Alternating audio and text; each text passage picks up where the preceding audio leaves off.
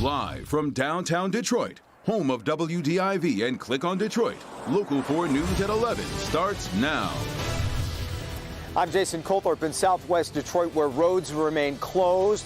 The crews are working into the night to try and figure out what caused part of this road to bow up. We'll have a live report. Okay, Jason, a passenger attacked and was called a Muslim terrorist on board a flight to Detroit. Tonight, the push for hate crime charges to be filed. We're going to begin, though, with breaking news from Detroit's east side. Shots fired at undercover deputies during a drug sting. Now, fortunately, as I come to you here at 11, no one was hit. The deputies were not hurt. At least one person has been arrested. Tim Pamplin is on the scene with a night cam. Tim. We're at Glenfield and Leroy, Detroit's east side. That's Outer Drive and Chalmers area. Wayne County Sheriff's Department deputies were on a narcotics operation out here when that white vehicle pulls up on one of the undercover vehicles. The passenger gets out, starts firing. Got behind our surveillance vehicle and began shooting at our vehicle, shooting at the officer. Once the officers came under fire, they reversed their vehicle all the way down Glenfield here into a driveway. Officer did was what he should have done, was get out of the way, try to get some cover of concealment. And so he did the right thing. And then by the time our officers who were in the area converged on the vehicle, there was no need to shoot him because he had his hands up and he surrendered. So again, the driver is in custody. The passenger, who was the shooter in this case, from that white vehicle, took off running. Fortunately, no injuries to report, but a very dangerous situation on the east side tonight. With the night cam, Tim Pamplin, Local 4. Okay, Tim, thank you. What went down on a Spirit Airlines flight from Atlanta to Detroit is now in the hands of the Wayne County prosecutor. At the center of the investigation, an unruly passenger who is accused of attacking another passenger and calling her a Muslim terrorist. Mara McDonald is live at Metro Airport. Mara, you talked with that passenger who was assaulted. What'd she have to say? Well, you know, Kimberly, I think all of us have had lousy airline experiences, but nothing like this. This is what started with a rant that began with, "You're a Muslim terrorist." I took it to a whole different level. I think everything that she said she meant. Aisha was flying to Detroit on Spirit on September 11th. Another female passenger got angry when an older woman accidentally dropped her luggage, which hit her. Aisha was watching this fight unfold in front of her and tried to defuse it. It didn't work. She called me a lot of derogative names. She cussed my entire family out.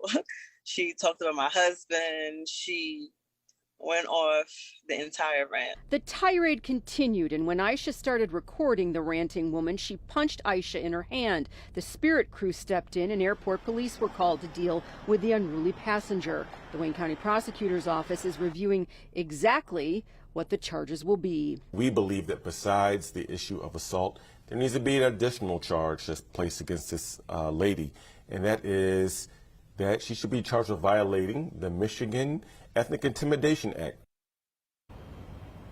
Back here live, Aisha told me, and she said, in full disclosure, when this woman started, where this ends up, we may know tomorrow. Waleed, at least, is expecting perhaps a charging decision tomorrow. He's hoping for that ethnic intimidation charge to be added.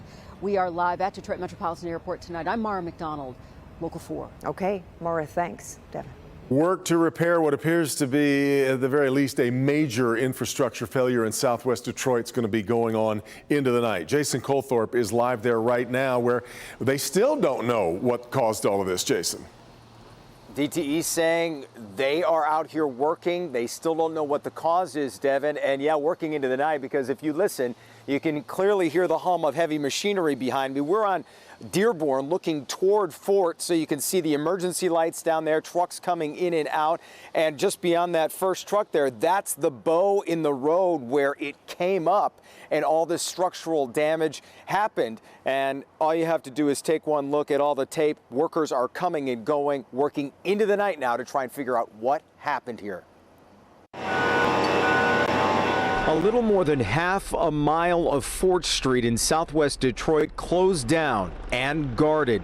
Police diverting traffic, fire trucks coming in and out, all as several crews try to, 1, figure out what happened to this infrastructure, 2, what caused it, and 3, to fix it. Monday night, underground lines are being marked in every direction.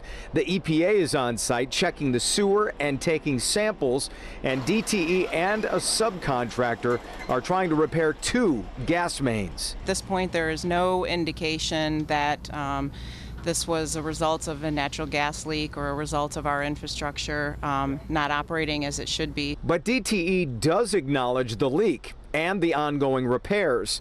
Neighbors say they've smelled gas for weeks. DTE says it was contained. But then Saturday, the owner of Stash Detroit felt what he described as an underground explosion. And this is what the area of Fort and Dearborn looked like afterward. The ground began to swell slowly for a course of about 20 to 30 minutes to the state it is now, and the building also shifted as well. A terrifying sight for the people living nearby. They are scared. They don't know, like, Mom, why does the road look like a tunnel? Mom, why is the building falling down? And it's like, as a parent, that's very concerning, because how can you comfort your children when they're asking all these questions that you don't really have an answer to?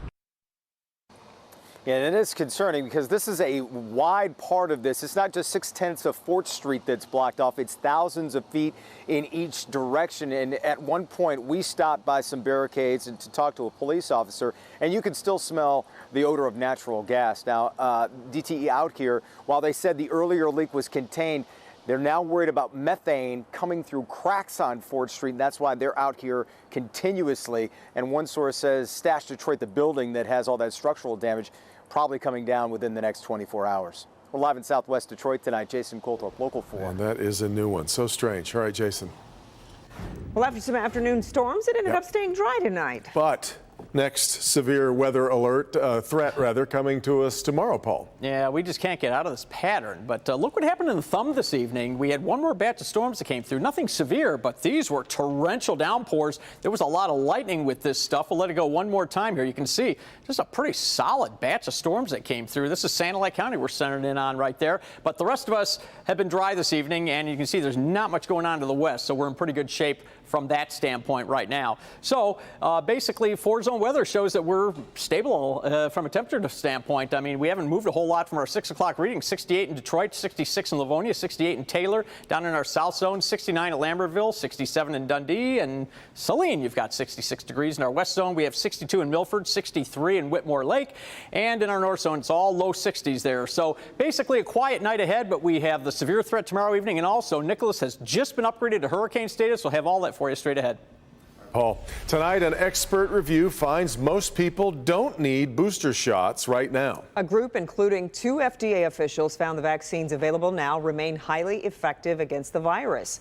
The FDA is meeting Friday on booster shots, and the White House has planned to make booster shots available next week.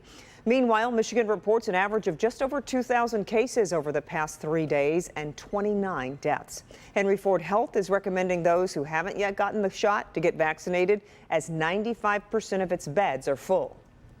We cannot afford to have the numbers of COVID patients in our hospitals and community go any higher. We have gone through 3 major surges, and we are seeing the signs of a surge currently, with the numbers of hospitalizations increasing across the state. Henry Ford says 98% of its employees are compliant with its vaccine mandate ahead of an October 1st deadline.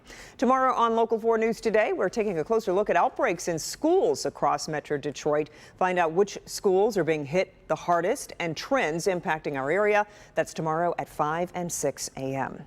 Flat Rock families displaced by the gas leak at Ford's plant now have an estimate of when they can return to their homes. Flat Rock's mayor says he believes families can start going back home in 1 to 2 weeks. Meanwhile, Ford has agreed to fully investigate the leak and create a timeline, and a town hall for residents to ask Ford and state representatives questions is scheduled for tomorrow.